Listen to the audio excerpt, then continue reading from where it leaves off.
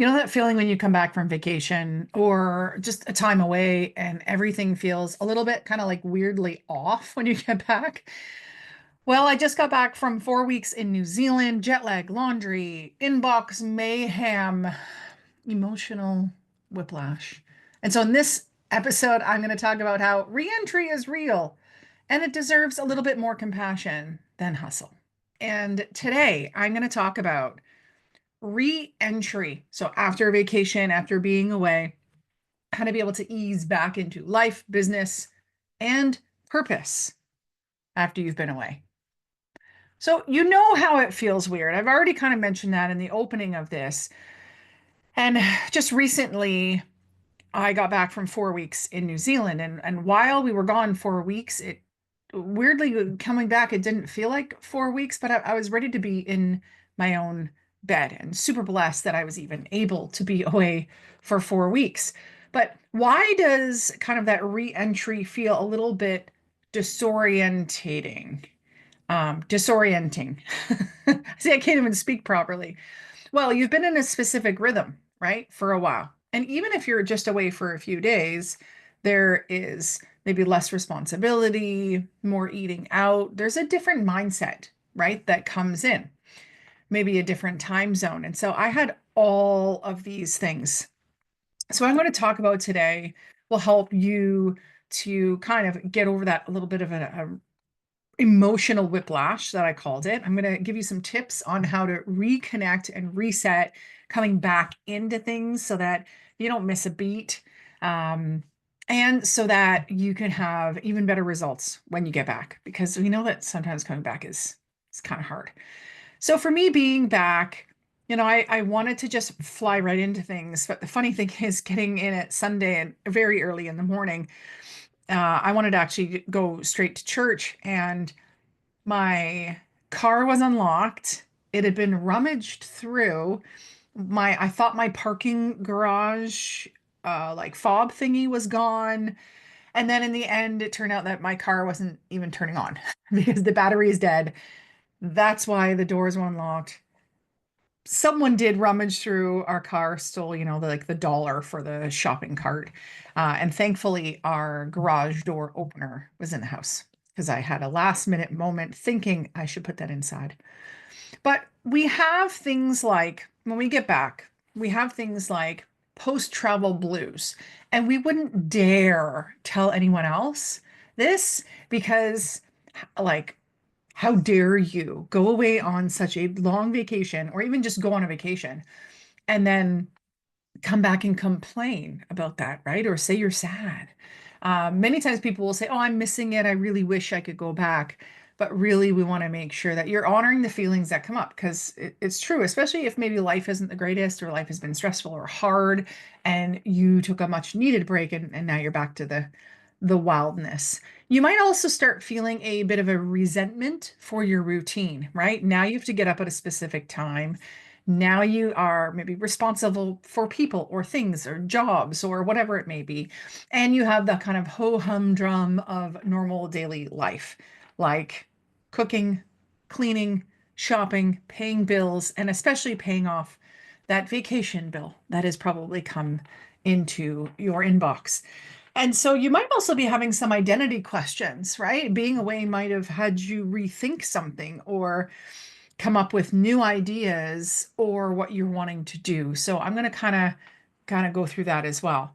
Um, no matter what, every trip, every vacation, every time away, it changes you a little bit. So you might have left as one version of yourself and you've come back a little bit different. And that's a beautiful experience. And it's a great thing when we kind of bring it back into our life in a way that makes sense. But it can also feel super weird. And I totally get that. Being in New Zealand is where my husband's from. We went for his grandmother's 100th birthday because the family was getting together. And we used that as an opportunity for already there. Let's travel around, right?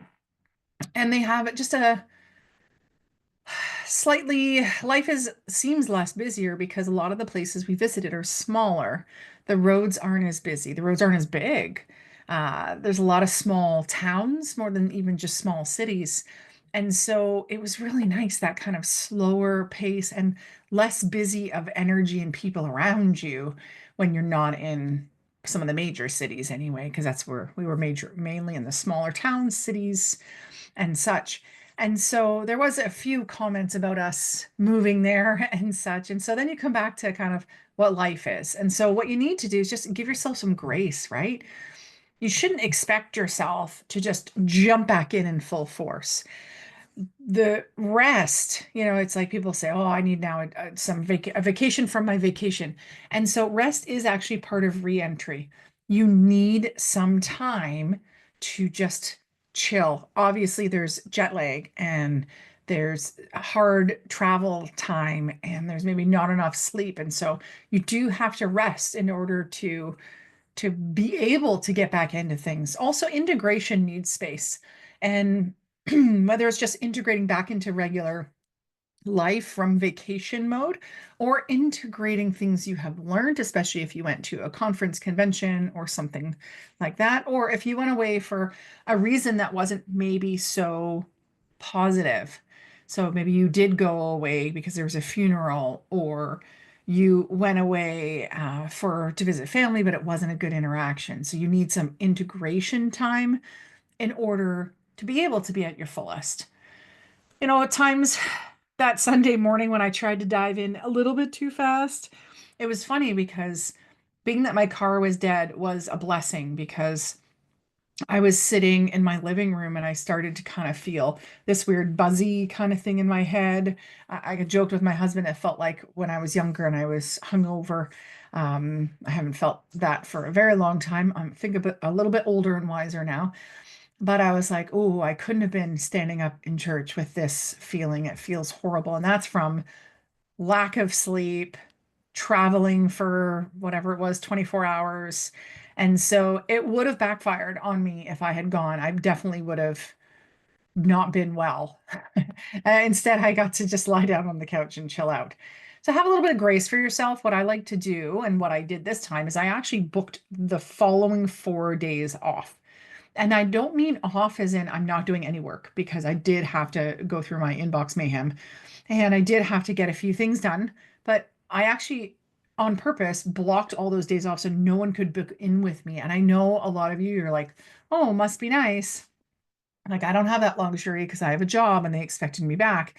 But maybe you could do that. Maybe you could just not have meetings, or maybe you could plug yourself in for some easier tasks, or maybe the first, your first day back at work, you just come in a little bit later just to give you a little bit of a buffer time.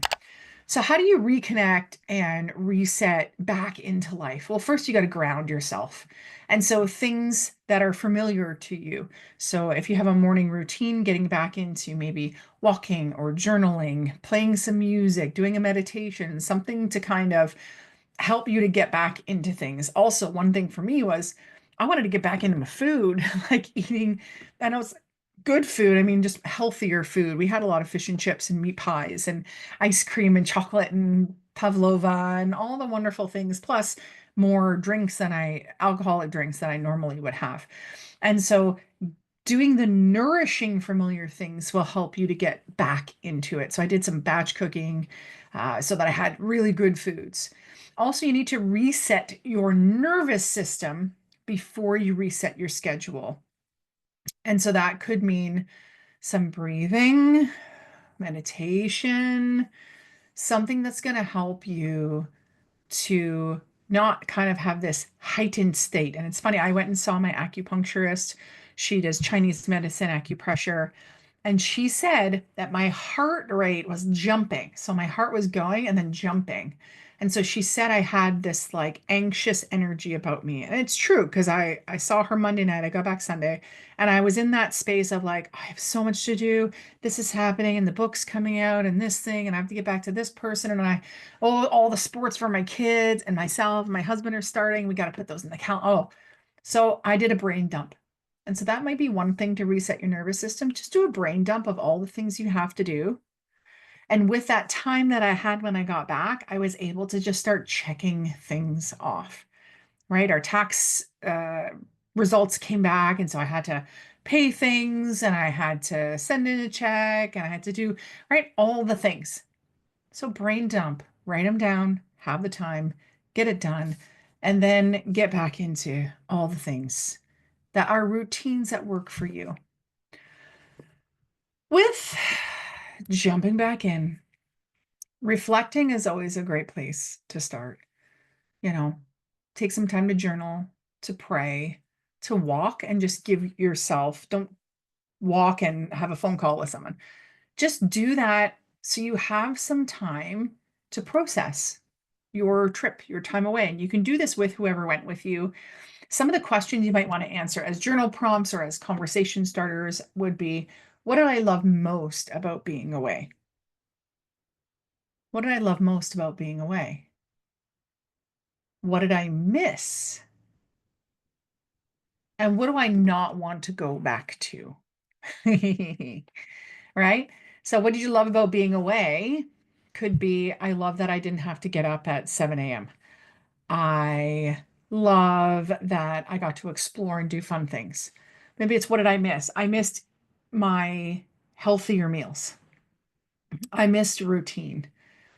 I missed my sports. And what do I not want to go back to? I really loved being in Airbnbs, hotels, and such with fresh sheets and a clean space, not cluttered. And I didn't want to come back to my house, which just has stuff in it because we live here, right? So then it made me think, oh, I want to like declutter. So ask yourself those things, answer honestly, maybe ask the people, loved ones that you went with, and just see what comes up.